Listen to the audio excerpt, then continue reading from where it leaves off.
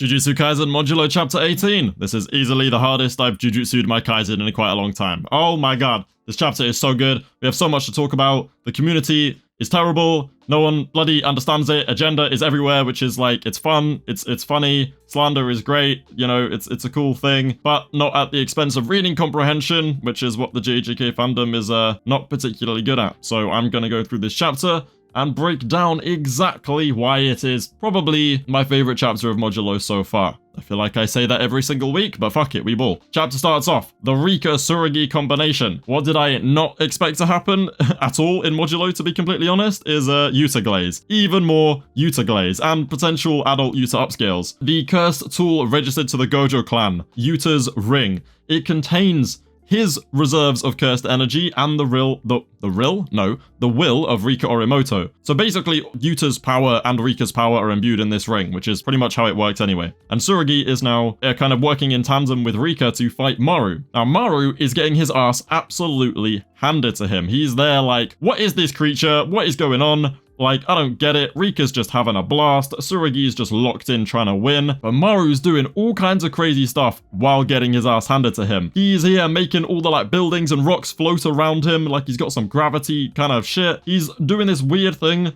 where he's either using the water around him, I think he is just using the water around him to basically feed the soil in the ground and create trees and plants to use as weapons or shields. I don't know, we don't really see because it cuts back to the Mahoraga fight. But oh my god, can we just appreciate how unbelievably deep Maru's bag is? This guy is unironically one of the strongest characters we've seen in the series. He looks like he's out here wielding Magatsumi. If you know, you know. But this is some different stuff. Like, how is he just able to do whatever he wants? He's making stuff float. He's using telekinetic abilities. He's tanking punches from Rika. Sure, he is getting his ass absolutely handed to him. He even tried to do like his big third eye thing where he confuses his enemy and sends them into a state of like delusion, like he did with the old man. Rika just ignores it. She Ryatsu diffs it. But I don't really care because the fact Maru is like even still conscious and putting up a fight using his crazy technique is just, it's just insane. And I think I need a full explanation of what it does because it just looks so cool. We then get, oh my god, my favorite thing ever. Holy crap. We get a panel flashing back to adult Yuta. He's wearing like a gojo robe. You see the scar highlighted on his forehead. His face is in shadow. It's basically a gojo panel. Like he looks like gojo. I don't know how to explain it because he doesn't look like gojo. And I've just said he does, but like he's portrayed like gojo. He looks really cool. All right. That's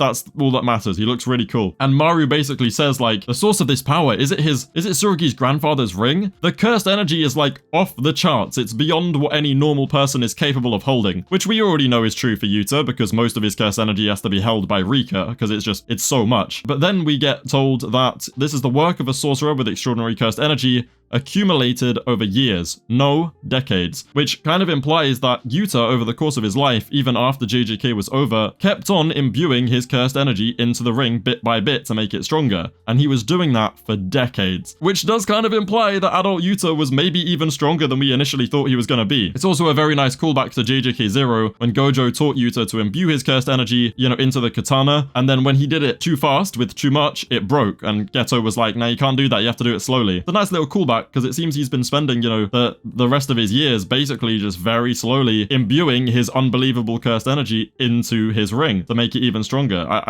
I like that little detail, and he just looks so cool. Anyway, they just kind of fight. They both lock in. It's aura. It's cool. That's pretty much it. And then we cut back to one of the coldest pages in all of JJK ever, with Mahoraga stood on top of a tower, you know, covered in shadow, looking down on Dabura, and it just says his aura has shifted. Bruv, like this, like Mahoraga normally gets his ass handed to him because he's fighting like Sukuna and Gojo. Now that he's fighting somebody who is a top tier, but maybe not like to the level that Prime Sukuna and Gojo were. Oh my god, bro, Mahoraga is so cool. He's got so much aura. This panel is insane. The art is just so good. He then gets hit with the light beams and he pulls a Hakari. He straight up does the Hakari renewal. It's a reference to like when he fights Charles. No, it's a reference to when he fights Kashimo. Sorry, I just forgot because Kashimo's a bum. And he like shatters the light and just does the cross that eye. It's dope. And this is when Dabura starts looking stressed. Mahoraga then immediately stand on business, tanks another light attack, and starts putting hands on Dabura. He's taking a slice to the face face. He's getting pelted by like, I think that's a traffic light Maharaga's just slammed over his head. And he's just getting bullied. He's getting completely bullied. And Dabura is slowly realizing, while looking very stressed, that Maharaga's ability is to adapt to any and all phenomena, which means he hasn't got anything left in his kit to destroy Mahoraga. He literally stands there and thinks to himself, I'm out of options. Am I actually gonna lose this for the first time in my life ever? Am I gonna lose? Which finally confirms that his technique, X and light, I say X because it's like censored, is just one technique. He just has light and then gives mass to it by imbuing like this killing intent power. But it is just one technique. He then gets hit so hard that he gets sent into a flashback. Now that is crazy. And obviously this is where the agenda and the slander started kicking in, because unlike 15-finger Sukuna, and unlike the Sukuna level threats, you know, because he was called a Sukuna level threat, everyone thought he'd be moving like Sukuna. Unlike that, and unlike Gojo, Dabura is actually stressing and getting packed up by Mahoraga right now. So yeah, the fraud allegations are coming in like crazy. People are saying, yeah, this guy ain't no Sukuna level threat. To which I say, you know, actually no, we'll get to that in a second, right? Because I think you guys need to be careful what you talk about, especially when it comes to next week. Anyway, he has a flashback to Dura, his best friend, who was always treated as somewhat relative to him. And basically, they kind of have this nice dialogue about the isolation of Dabura's strength. Dabura is basically saying how, like, when he fights, it's too easy. He never even has to try. Saying that he doesn't enjoy being a warrior. He doesn't enjoy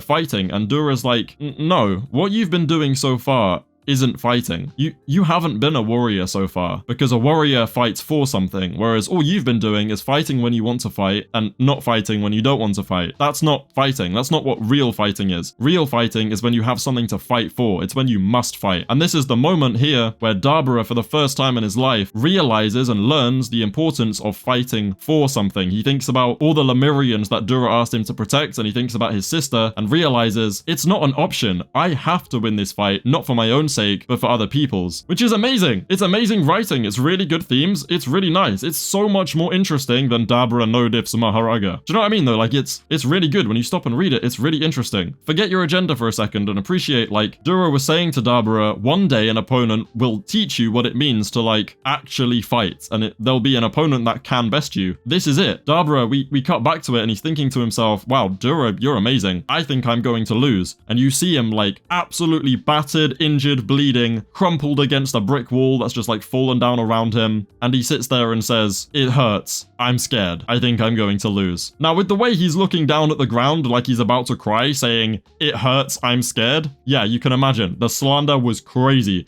The agenda was crazy. Sukuna would never. Gojo would never. Which is a lie, because Sukuna low-key was looking like this by the end of the Gojo fight. Also, Gojo got packed up by Toji and died. Yeah, so whatever. But it's in that moment there when he realizes, I think for the first time in my life I'm going to lose, that he has something to fight for, and it motivates him to lock in. Which is when he just does the most incredibly amazing, aura-filled... Bruv, sorry, the chapter's so good, it's making me sick. Mahoraga goes to punch him with his blade of extermination, and Dabura, not even looking at him, Dabura stands up and grabs his fist and stops him and then throws him back. And what's crazy about this is that I didn't even notice at first that Mahoraga, that Dabura, shattered Mahoraga's blade with just his palm as he was grabbing his fist. And then he basically locks in and explains how he plans to beat Mahoraga now that he knows about the adaptation, which is that he's going to use his technique, censored and light, to potentially make himself move near the speed of light, or to the speed of light. So we get told that Dabura's body can't withstand the acceleration of light itself, which implies that he can make himself actually move at speeds close to or at the speed of light, but that his body can't stand going that fast, so he doesn't do it. And never before had he achieved light speed. However, because this time he has something to fight for, regardless of what it does to him and his body, he needs to lock in and push his body to the limits, which we see him doing in one of the coldest pages Yuji Iwasaki has ever drawn for this series, of Dabura locking in and saying, I will shatter the limits of my body and bring it to its absolute potential. Yes, potential, very funny. Oh my god, it's so peak. The only thing I am a bit confused about is how Dabura says he's going to just pummel Mahoraga to death with these hands until they like crumble away and wither, which isn't how Mahoraga works. You're not going to be able to beat him by just pummeling with hands. But if Dabura does manage to like make himself accelerate at the speed of light and then start pummeling Mahoraga, lots of things are possible. know, you either have a situation where he will just absolutely eviscerate Mahoraga in one hit because he's light speed and then die, or he might do something crazy, like he might start moving like Shinra in Fire Force and then like run back time to before Mahoraga had adapted and one-shot him, which is how I would write it. I think that concept is really cool. Yes, it would just be a rip-off of Fire Force, but I really like that idea because in Fire Force what happens is Shinra accelerates to the speed of light, his body breaks down, but then he starts moving so fast that it runs back time and puts his body back together, which would be really cool. Like if Dabura does that, moves beyond or like at the speed of light, and like time reverses, Mahoraga's adaptation gets undone, and then Dabura reforms back to his body and then one-shots Mahoraga. That would be sick, but that's just a crazy theory. I don't think that's gonna happen. It's just mad. Yeah, so basically, I really love this chapter because especially the part where Dabura sits there and says, he admits, I'm scared and I'm going to lose, which is so nice because it's just a completely fresh interpretation of the strongest. But at the same time, it is kind of touching on similar themes because one thing Dabura has never had is a Toji moment. You know, he's like pre-awakened Gojo. He's never had that near-death experience that forces him to lock in and push the limits of who he really is to become the strongest. He hasn't had that awakening moment for himself yet. Toji was that person to give it to Gojo. Mahoraga very well looks like he's going to be the person to give it to Dabura. So Dabura is now going to lock in and kind of claim that strongest role, which means before this chapter, sure, Dabura is not Sukuna or Gojo level. But next chapter, when he has his awakening thanks to Mahoraga and does whatever he's about to do, whether that be move at the speed of light with some crazy attack, whether that be learning RCT, whether that be even naturally learning a domain expansion, which currently it doesn't seem like he has, or RCT for that matter. Whatever it may be, I wouldn't be surprised if he then does end up, you know, to be Gojo Sukuna level. What I want everyone to kind of be very wary of is like the agenda and the slander this week is going to convince a lot of people that's not possible, when this chapter is more so setting up it happening rather than it having already happened. That was bad. What this chapter seems to be doing is setting up Dabura reaching that level next chapter and then winning this fight as opposed to already being there. So don't like get too convinced with, oh yeah, it's confirmed Dabura is not actually that strong. He definitely can be. Not yet, but he can be. What this also confirms, which is pretty interesting, or at least very strongly implies, is that JJK has never been light speed. So all the glazers who are like, oh my god, JJK is light speed because Sukuna dodged it. Nope, no one's body can withstand the acceleration of light. I'm sorry, but if Dabura is even in the same tier as Sukuna, they are not so different that Sukuna can move at the speed of light and his body withstand it. That makes no sense. So yeah, we're at the same time, it does also look like we're finally going to be leaving Mark III Kaizen behind, because if Dabura does start moving near the speed of light, which the TCB translation specifies actually that the affix in the Japanese is used to clarify that like he is moving at speeds closer to that of light. The dance of Dabura Kuraba near the speed of light beyond the limits of humanity, meaning the limits of humanity is before the speed of light and Dabura is now moving near the speed of light. So at the very least, he's the fastest character in JJK hands down. People have been saying that this is what Kashimo is moving like and that Dabura is the Kashimo of Modulo. Bro, Kashimo does not work this way. Just because Kashimo shoots radiation and lightning doesn't mean he moves at those speeds. Yeah, it kind of does clear up a lot of things in JJK, but I'm very interested to see how we go, because if any character at all is able to react to or match or perceive even Dabura's speed while moving near light speed, it could just upscale the entire verse to near light speed instead of Mark III. But if only Dabura is able to do it, and this is something that he uses to become the strongest, he's definitely in that top 3 and he might be above Sukuna. I'm just saying, because Sukuna ain't moving at light speed, and if Dabura straight up does, like movement speed, oh, it might be cooked. I think the only opponent he still wouldn't be able to beat with that is Gojo, because moving at light speed isn't gonna get you past infinity. But wow, Dabura is... I know all of you, I even know my comments are just gonna be people going, actually, Dabura got his ass handed to him by Mahoraga, so you're wrong. He's a bum, he's a fraud, he's a burger. Yeah, but like, have you tried reading? Have you tried reading? I'm not trying to push an agenda. I'm saying read the chapter. Appreciate Dabura's writing. Amazing writing. Him being a completely fresh interpretation of the strongest. Him actively sitting there, admitting that he's about to lose and that he's scared and in pain is so refreshing and nice. I don't want him to just be a Sukuna clone who takes everything on the chin and then gets on with his day. This is him learning and evolving and growing and having his Gojo Honored One awakening moment to lock in and reach his full potential, which it says outright at the end of the chapter, he's going to shatter the limits of his body and bring it to its absolute potential. It also does just outright state that he's moving, you know, near the speed of light, or at least will be. I don't know, there could be a slight translation problem there,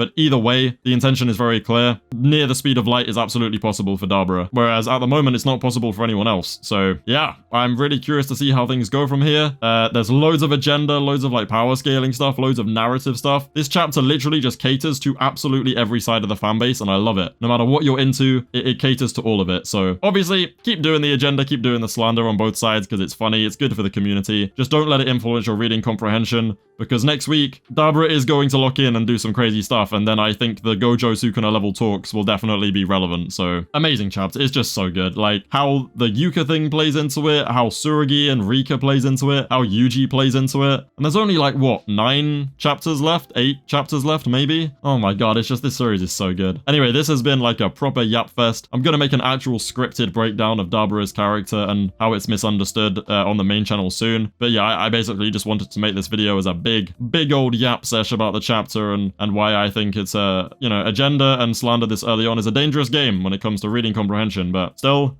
it's peak. So yeah, like, subscribe, let me know what you think. Call me dumb in the comments for, not doing agenda right or something. Anyway, peace.